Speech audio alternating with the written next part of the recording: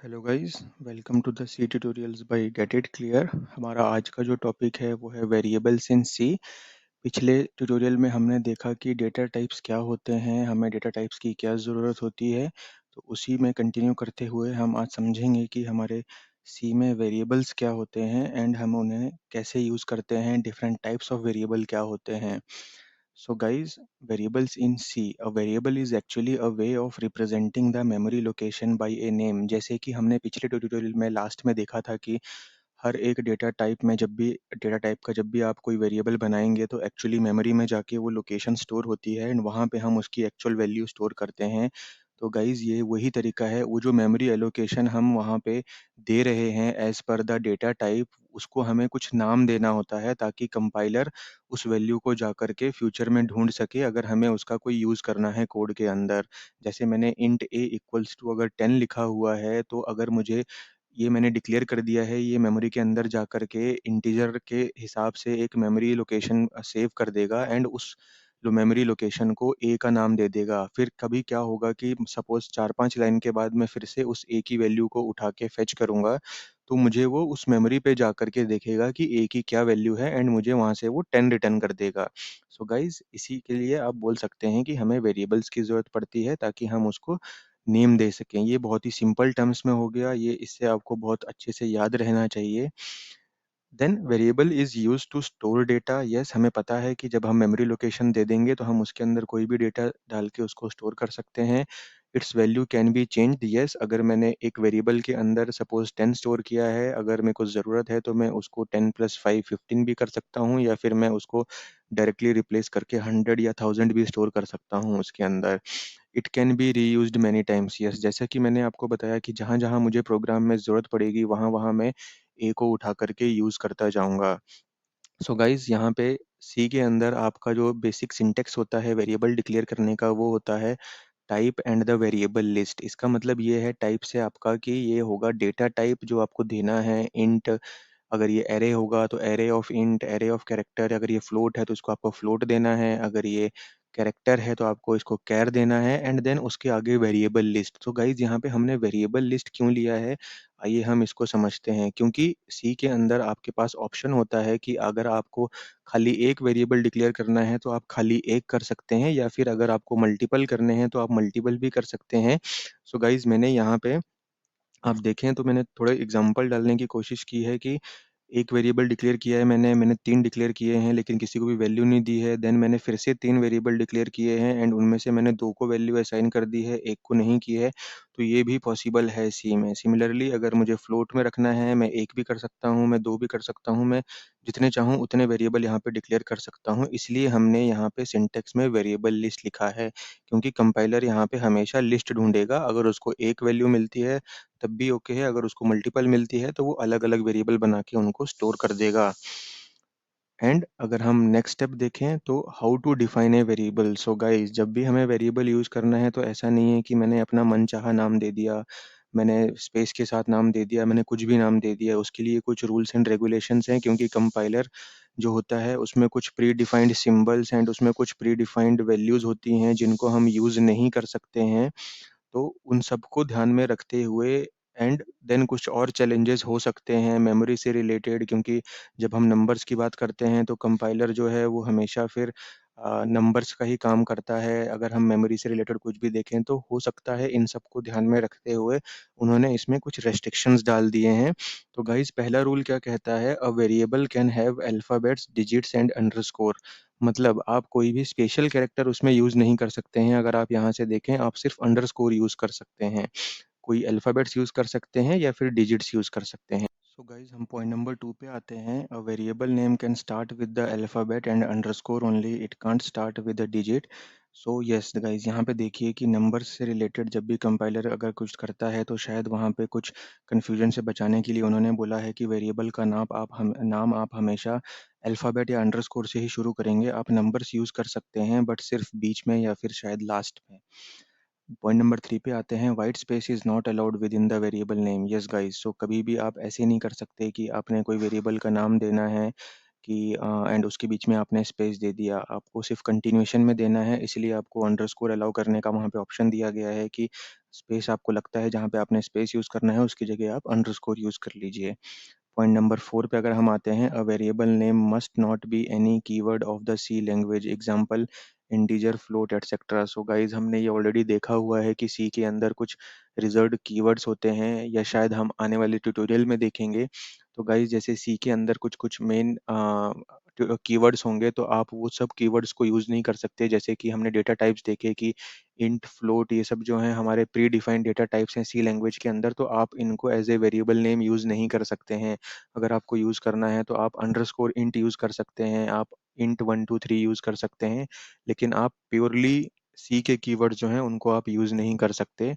तो हम यहाँ पे देखते हैं कुछ examples of valid variable name. So guys ये देखिए, आप ए, खाली ए जो देंगे तो ये भी एक वैलिड टाइप है। आप स्टार्टिंग विद अंडरस्कोर करेंगे, देन ये भी एक वैलिड वेरिएबल नेम है। देन आप इंटीजर A30 लिखते हैं, ये भी एक वेरिएबल नेम है, लेकिन सिर्फ डिजिट जो है वो स्टार्टिंग में नहीं आना चाहिए। देन गाइज ये देखिए कुछ एग्जांपल्स हमारे इनवैलिड वेरिएबल नेम्स के, जिसमें हम खाली अगर नंबर लिख देंगे तो ये बहुत गलत टाइप का हो जाएगा, क्योंकि हम तो स्टार्ट भी नहीं कर सकते हैं एंड आपने खाली यहाँ पे डिजिट के साथ ही दे दिया है, तो ये गलत हो जाएगा। अगर आपने इसके आगे अंडरस्कोर लगा दिया होता तो ये काम कर जाता।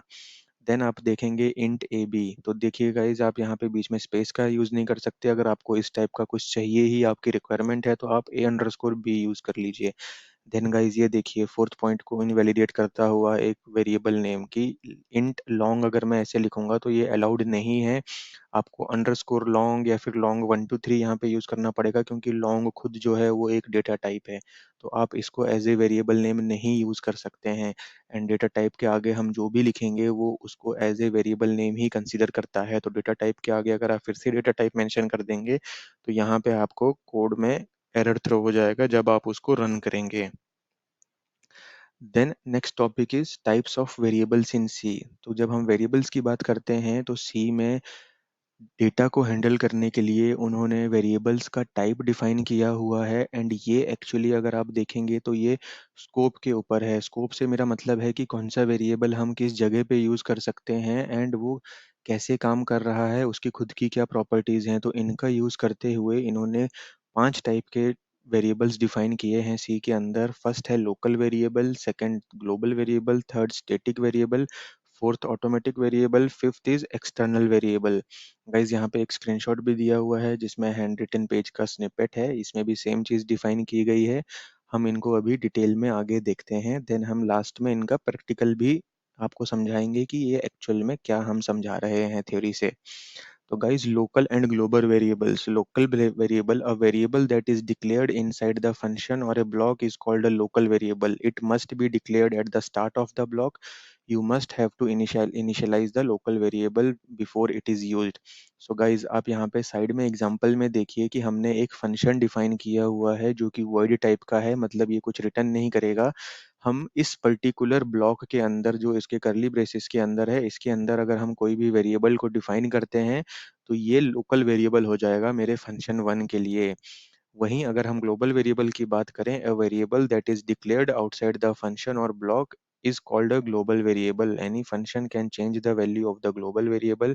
It is available to all the functions. It must be declared at the start of the block.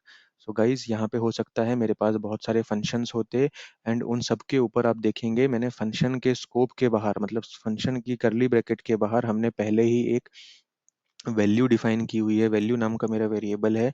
तो गाइज ये जो वैल्यू है ये मेरा ग्लोबल वेरिएबल होगा, एंड इस ग्लोबल वेरिएबल को, क्योंकि ये मेरे फंक्शन के बाहर है, तो इसको मैं यूज कर सकता हूँ, इसलिए इसका नाम ग्लोबल पड़ जाता है, क्योंकि ये फ्री टू यूज है फॉर ऑल द फंक्शंस। ये जरूरी नहीं है कि फंक्शन के बाहर ही यूज करना है, उसको बाहर और अंदर में कहीं पे भी यूज कर सकता हूँ। अभी नेक्स्ट टाइप की तरफ आते हैं जो कि है स्टैटिक वेरिएबल। ये बहुत ही इंपॉर्टेंट टाइप का वेरिएबल होता है, एंड इसकी रियल टाइम जब हम एप्लीकेशन बनाते हैं तो वहाँ पे बहुत यूजेस इसके आपको सामने आएंगे, एंड इसकी ज़रूरत क्यों पड़ती है ये भी आपको शायद इस ट्यूटोरियल के बाद समझ में आ जाएगा। तो हम यहाँ पे देखें तो इसका हम प्रैक्टिकल आपको दिखाएँगे कि एग्ज़ैक्टली क्या होता है, लेकिन कोई भी वेरिएबल को स्टैटिक बनाने के पहले आपको क्या करना पड़ेगा, जो भी आपका डेटा टाइप है उसके पहले आपको स्टैटिक कीवर्ड ऐड करना पड़ेगा। एंड ये स्टैटिक कीवर्ड ऐड करने से ये क्या होता है कि ये मेमोरी में एक अलग जगह स्टोर कर देता है, क्योंकि जब भी हमारा प्रोग्राम लोड होगा एंड आपका फंक्शन कॉल होगा, फंक्शन 1 जब भी कॉल होगा, तो ये जो एक्स है ये हमेशा न्यू मेमोरी बना करके हम आपका हमेशा 100 वहाँ पे स्टोर करेगा। लेकिन जब भी ये स्टैटिक, अगर हमने y को जैसे स्टैटिक बना दिया है, तो मेरा फंक्शन 1 चाहे 10 बार कॉल हो जाए, इसको हमेशा एक ही बार मेमोरी मिलेगी जब मेरा प्रोग्राम लोड हुआ होगा फर्स्ट टाइम। लेकिन ऐसा x के केस में नहीं होगा। मेरा फंक्शन 1 जितनी बार कॉल होगा, मेरा x का मेमोरी उतनी बार अपने मशीन की मेमोरी से इरेज़ होकर के उसके लिए हमेशा एक नया मेमोरी एलोकेशन बनेगा। इससे अगर आप देखें तो प्रॉब्लम क्या होती है? प्रॉब्लम भी बोल सकते हैं, अगर आपको हो सकता है एक्स के अपने यूज़ हैं और वाई के अपने यूज़ हैं, तो इसमें प्रॉब्लम्स और कॉन्स की कोई बात नहीं है। आप देख सकते हैं कि दोनों का बिहेवियर कैसा होगा।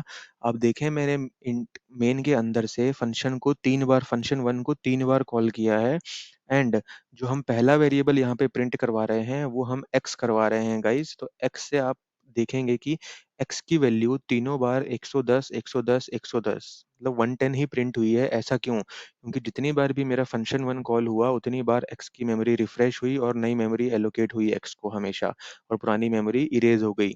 एंड लेकिन अगर आप y का केस देखेंगे, तो जब हमने फर्स्ट टाइम उसको कॉल किया तो y जो था हमने 100 से इनिशियलाइज़ किया था, एंड उसमें 10 ऐड करके हमने यहाँ पे प्रिंट कराया था, जो कि x के जैसे फर्स्ट टाइम वो सेम चला। लेकिन जब हमने सेकंड टाइम कॉल किया तो x की मेमोरी तो वापस रिफ्रेश हो गई, एंड वो 100 से इनिशियलाइज़ होके उसमें 10 ऐड होकर के फिर से 110 प्रिंट हुआ। लेकिन आप यहाँ पे ध्यान दें, y की मेमोरी जो पिछली बार हो चुकी थी एंड उसमें हमने 100 के ऊपर 10 ऑलरेडी ऐड कर लिया था, वो मेमोरी में वो वैल्यू वो रिटेन करेगा एंड उसके ऊपर फिर से 10 ऐड करके आपको दे देगा। सो गाइस, आई होप कि आपको यहाँ पे ये डिफरेंस समझ में आ गया है स्टैटिक और उसके बीच में। स्टैटिक वाली जो मेमोरी होगी वो एक ही बार असाइन होगी, एंड उसके बीच में आप जो भी अपडेट करेंगे वो हर जगह आपको वो अपडेट दिखेगा। लेकिन ये नॉन स्टैटिक वेरिएबल में ऐसा नहीं होता है। इसका भी हम एग्जांपल देखेंगे। देन लास्ट के दो टाइप हो जाते हैं, ये बहुत ही कम यूज़ होने वाले होते हैं एंड ये कॉम्प्लेक्स प्रोग्राम्स में ही यूज़ होते हैं। वैसे तो ऑटोमेटिक वेरिएबल को आपको डिफाइन करने की ज़रूरत भी नहीं पड़ती है, क्योंकि जब भी आप इंट y इक्वल्स टू 20 लिख देंगे तो वो ऑटोमेटिकली, वैसे वो ऑटो टाइप का ही वेरिएबल होता है। लेकिन अगर आपको फिर भी एक स्पेसिफाई करना है, देन आप AUTO से, अगर उसको जैसे स्टैटिक में हमने लिखा था, सिमिलरली आपको डेटा टाइप के आगे ऑटो लिख देना है एंड आपका ये ऑटोमेटिक वेरिएबल बन जाएगा। बट जैसे कि मैं आपको प्रीवियस स्लाइड में आने के बाद एक बार दिखाऊं, यहाँ पे हमने स्क्रीनशॉट के अंदर अगर आप देखेंगे कि अगर मैंने डेटा टाइप के आगे वेरिएबल डिफाइन कर दिया है, तो ये लोकल के साथ साथ मेरा ऑटो वेरिएबल भी बन जाता है। आप यहाँ पे स्क्रीनशॉट में ध्यान दे सकते हैं सिंटेक्स में आके, ओके। एंड स्टैटिक वाले का सिंटेक्स हमने यहाँ पे अलग से डिफाइन किया है, लेकिन ऑटो वाले के लिए आपको एक्सप्लिसिटली लिखने की जरूरत नहीं पड़ती है। लिख भी देंगे तब भी कोई प्रॉब्लम नहीं है। एक्सटर्नल वेरिएबल्स, आपको नाम से ही लगना चाहिए कि ये एक्सटर्नल वेरिएबल होगा, मतलब जो मेरी फाइल के पास प्रेजेंट नहीं होगा। तो गाइज, इसके लिए हमें क्या करना पड़ेगा, सपोज मेरी जो hello.cs फाइल थी उसके अंदर मेरा ये फंक्शन है, सपोज प्रिंट वैल्यू, एंड इसके अंदर मैंने एक एक्सटर्नल वेरिएबल यूज करना है। एंड ये वेरिएबल जो है ये एक दूसरी फाइल के अंदर है, जो कि या तो मेरे सी ने ही मुझे प्रोवाइड कराई है या फिर किसी और ने। तो गाइज मुझे देखिए, इस एक्सटर्नल वेरिएबल को जो कि किसी दूसरी फाइल के अंदर है, मुझे यहाँ पे इसे कैसे लिखना पड़ेगा। Hash include my file dot H. मुझे पता है कि ये जो माई फाइल डॉट एच है, इसके अंदर मेरा एक्सटर्नल वेरिएबल प्रेजेंट है। तो मुझे पहले ये फाइल यहाँ पे इंक्लूड करनी पड़ेगी, जैसे कि आपको पता है, यूजिंग हैशटैग इंक्लूड। एंड इस इंक्लूड करने के बाद मैं इसके अंदर जो वेरिएबल है, जो कि एक्सटर्न से डिफाइन किया गया होगा, मतलब डेटा टाइप के आगे अगर मैंने एक्सटर्न लिख दिया, तो इस फाइल के अंदर अगर इस टाइप का कोई वेरिएबल होगा तो उसको मैं मेरी दूसरी फाइल के अंदर इंक्लूड करके यूज कर पाऊंगा। तो ये बहुत कॉम्प्लेक्स एप्लीकेशंस में यूज होता है। इसके लिए आपको इतना ध्यान देने की ज़रूरत भी नहीं है, बट येस, आपको बेसिक पता है, तो आई थिंक कंपटीशन एग्जाम में इसका अगर क्वेश्चन पूछा जाएगा तो आपको उसके बारे में पता चल जाएगा। तो हम थैंक यू की स्लाइड पे जाने के पहले इसके बारे में देख लें कि हमने जो अभी जितने टाइप्स देखे, हम आपको उनका एक डेमो दे देते हैं। तो गाइज, यहाँ पे आप देखेंगे मैंने एक सी का मेन मेथड जो हमारा बाय डिफॉल्ट रहता है वो वैसा का वैसा ही लिखा हुआ है। फिर मैंने एक यूजर डिफाइंड फंक्शन 1 लिया हुआ है गाइज, ये मैंने खुद का बनाया हुआ है। आप पहले लोकल वेरिएबल पे ध्यान दीजिए कि मैंने मेन के अंदर लोकल वेरिएबल नाम का एक वेरिएबल लिया है जिसकी वैल्यू है 20 एंड फंक्शन वन के अंदर उसका खुद का एक लोकल वेरिएबल है, लोकल वेरिएबल f1 नाम का, जिसकी खुद की वैल्यू है 20। सो गाइज ये दोनों एक दूसरे से कोई रिलेट नहीं करते हैं। क्यों? क्योंकि आप देखेंगे कि मैंने इनको इनके करली ब्रेसेस के स्कोप के अंदर लिखा हुआ है। तो ये लोकल वेर और इस लोकल वेर f1 का एक दूसरे से कोई रिलेशन नहीं है। इन करली ब्रेसेस के बाहर इनका स्कोप खत्म हो जाता है। तो अभी आप देखेंगे ग्लोबल वेरिएबल, तो मैंने लाइन नंबर 4 में एक ग्लोबल वेरिएबल डिफाइन किया है, ग्लोबल वेरिएबल नाम से ही, जिसकी वैल्यू मैंने 10 दी हुई है। तो ये जो ग्लोबल वेरिएबल है, अगर आप ये देखें तो ये मेरे दोनों मेथड्स के और दोनों फंक्शंस के स्कोप के बाहर का है। तो इसका स्कोप जो है वो ग्लोबल हो जाता है। एंड इस वेरिएबल को आप देखें, मैंने यहाँ पे प्रिंट करवाया हुआ है मेन मेथड के अंदर भी, एंड मैंने इस फंक्शन वन के अंदर भी इस ग्लोबल वेरिएबल को प्रिंट करवाया हुआ है। सो गाइस इसका मतलब ये होता है कि ग्लोबल वेरिएबल को हम कहीं पे भी एक्सेस कर सकते हैं, लेकिन लोकल वेरिएबल जो है उसका स्कोप खाली उसकी करली ब्रेसेस के अंदर तक ही रहता है। जिस लाइन में वो डिक्लेयर हुआ है उसके बाद वो उस मेथड तक कहीं पे भी हम यूज कर सकते हैं। सेम अपना इस वाले लोकल वेरिएबल के साथ भी होगा कि इस फंक्शन वन के अंदर मैं उसको कहीं पे भी यूज कर सकता हूँ। ओके गाइस, तो अभी मैं क्या करता हूँ, यहाँ से मुझे थोड़ा सा कोड मॉडिफाई करना पड़ेगा। यहाँ पे मैंने कुछ एक्स्ट्रा प्रिंट करवाया था, लेकिन अब मैं क्या कर रहा हूँ देखें, मैं मेन के अंदर भी मैं ग्लोबल वेरिएबल को प्रिंट करवा रहा हूँ एंड उसका खुद का लोकल वेरिएबल प्रिंट करा रहा हूँ। फंक्शन वन के अंदर भी मैं ग्लोबल वेरिएबल प्रिंट करा रहा हूँ एंड उसका खुद का वेरिएबल प्रिंट करा रहा हूँ। इसकी वैल्यू को मैं थोड़ा अपडेट कर देता हूँ, नहीं तो ये कंफ्यूज करेगा। तो लोकल वेरिएबल f1 का जो वैल्यू है वो मैंने 50 कर दिया है ताकि कंफ्यूजन ना हो। एंड इसके अलावा अगर हम देखें, यस, तो जैसे कि मैंने आपको बताया था कि मेन मेथड जो है ये ऑटोमेटिकली सी का कंपाइलर कॉल कर लेता है, लेकिन जो मेरे यूजर डिफाइंड फंक्शंस होते हैं या मेथड्स होते हैं ये खुद से कॉल नहीं होते हैं, इन्हें मुझे कॉल करना पड़ता है। तो आप देखें तो मैंने यहाँ पे मेन के अंदर से, जैसे मुझे मालूम है ये ऑटोमेटिकली चलेगा, इसको प्रिंट, इसका काम करने के बाद मैंने लास्ट में यहाँ पे फंक्शन वन को कॉल कर लिया है ताकि मेरा फंक्शन वन यहाँ पे अपने वैल्यूज भी प्रिंट कर दे। तो गाइज हम देखते हैं अभी यहाँ पे इसका आउटपुट क्या आता है। सो गाइज देखिए, हमने hello world and global variable and local variable print कराया मेन का 10 एंड 20। तो ग्लोबल वेरिएबल 10 था एंड इसका लोकल वेरिएबल 20 था। फिर जब हमने फंक्शन वन को कॉल करवाया तो हमने इसके अंदर भी hello world and global variable and local variable of f1 call करवाया है एंड वो 10 और 50 प्रिंट हुआ है। गाइज जैसे कि मैंने आपको बताया कि अगर मैं यहाँ पे ये लोकल वेर यूज करने लगूंगा, लोकल वेर जो है मेरा, ये मेरा एक्चुअली मेन का लोकल वेरिएबल है। अगर मैं इसको यहाँ पे रन करूँ तो आप देखें कि यहाँ पे मेरा प्रोग्राम एग्जीक्यूट नहीं हुआ, वो ब्लैंक ही रह जाता है। क्यों? क्योंकि वो इसका स्कोप को रिजॉल्व ही नहीं कर पा रहा है। मैं इसको वापस क्लियर कर देता हूँ एंड इसमें आने के बाद अगर मैं इसको फिर से F1 से डिक्लेयर करता हूँ,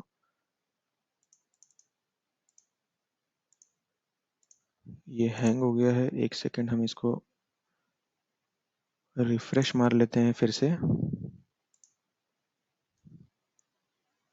अब मैं इसको यहाँ पे प्रिंट करवाता हूँ। ओके, अब मैं इसको वापस लोकल वेर से देता हूँ एंड हम देखेंगे, यस, हमें यहाँ पे इसने एक्सेप्शन थ्रो कर दिया कि फंक्शन वन के पास इस लोकल वेर नाम का, और मैं इसको करेक्ट स्पेलिंग करके कर दूंगा तो तब भी ये मुझे सेम एक्सेप्शन देगा कि लोकल वेर नाम का कोई भी वेरिएबल नहीं है।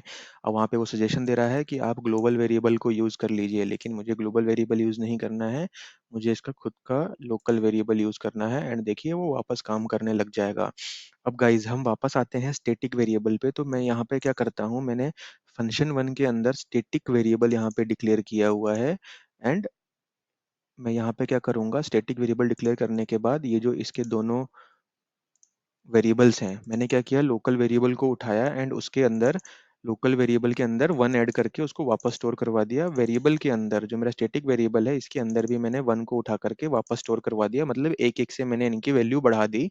एंड देन अब ये यहाँ पे मुझे यहाँ पे प्रिंट भी करना पड़ेगा, तो मुझे यहाँ पे ये %d लेना पड़ेगा। गाइज ये क्या होता है, ये आपको प्रिंट एफ और स्कैन एफ के ट्यूटोरियल में पता चलेगा कि हमें ये क्यों डिफाइन करना पड़ता है। तो इसके लिए हमारे ट्यूटोरियल्स आप देखते रहें एंड हमारी प्लेलिस्ट को सब्सक्राइब करें और हमारे चैनल को भी सब्सक्राइब करें साथ में। तो गाइज यहाँ पे अगर आप देखें, अब मैंने ये वेर को भी यहाँ पे प्रिंट करवा दिया है। तो अब हम देखते हैं एंड फंक्शन वन को मैंने अभी एक ही बार कॉल किया है, तो हम एक बार कॉल करने के बाद इसका बिहेवियर चेक कर लेते हैं कि ठीक है, ग्लोबल वेरिएबल में हमने कोई छेड़खानी नहीं की, इसलिए वो 10 का 10 प्रिंट करवाया, लेकिन हमने लोकल वेरिएबल में एक बढ़ा दिया एंड उसने 51 कर दिया। देन हमने वेरिएबल के अंदर भी एक बढ़ाया एंड उसने उसको 31 कर दिया 50 और 30 से। अब हम क्या करेंगे कि स्टैटिक वेरिएबल का फंक्शनिंग देखने के लिए एक बार फिर से फंक्शन वन को कॉल कराएंगे सेम फ्लो के अंदर। एक बार करवाया हमने, दो बार करवाएंगे अब हम इसको। ओके, तो अब हम इसको अगर देखें कि यहाँ पे क्या चेंज होता है, तो गाइज यहाँ पे नोटिस कीजिए कि जो simple local variable of function one है वो बार बार रिफ्रेश हो जाएगा 50 पे एंड हमेशा 51 ही देगा। क्यों? क्योंकि हम हमेशा एक से इंक्रीमेंट कर रहे हैं। लेकिन हमने जब इसको एक बार स्टैटिक बना दिया है वेरिएबल को, तो वो जो फर्स्ट टाइम उसकी वैल्यू मिली थी, हमने उसमें 1 करा के उसको प्रिंट करवाया था। नेक्स्ट टाइम जब ये फिर से फंक्शन 1 कॉल होगा, तो वो उसकी वैल्यू को रीसेट नहीं कर सकता स्टैटिक वेरिएबल की। उसने जो उसको 31 किया था, अब वो उसके आगे ही काम करेगा, भले ये लाइन नंबर 18 फिर से कॉल हुई हो। अगर हम फिर से यहाँ पे एग्जांपल देखें एंड हम इसको अगर फिर से एक बार और कॉल कर लें, तो आपको ये थोड़ा और अच्छे से क्लियर हो जाएगा। ये देखिए, स्टैटिक वेरिएबल हमेशा अपनी वैल्यू को रिटेन करेगा, चाहे आप उस फंक्शन को कितनी बार भी कॉल कर दें। सो गाइज, मुझे लगता है अब आपको वेरिएबल्स के ऊपर भी काफ़ी अच्छी अंडरस्टैंडिंग हो गई होगी। हमारे हमारे अगले ट्यूटोरियल में हम प्रिंटफ एंड स्कैनफ के ऊपर ध्यान देंगे एंड देखेंगे कि ये जो हम परसेंटेज के साथ यहाँ पे यूज़ करते हैं, इन्हें हमें किस लिए यूज़ करना पड़ता है। अगर आपको वीडियो हेल्पफुल लगा हो एंड अच्छा लगा हो, तो please like the video and subscribe to the channel. Get it clear. Thank you.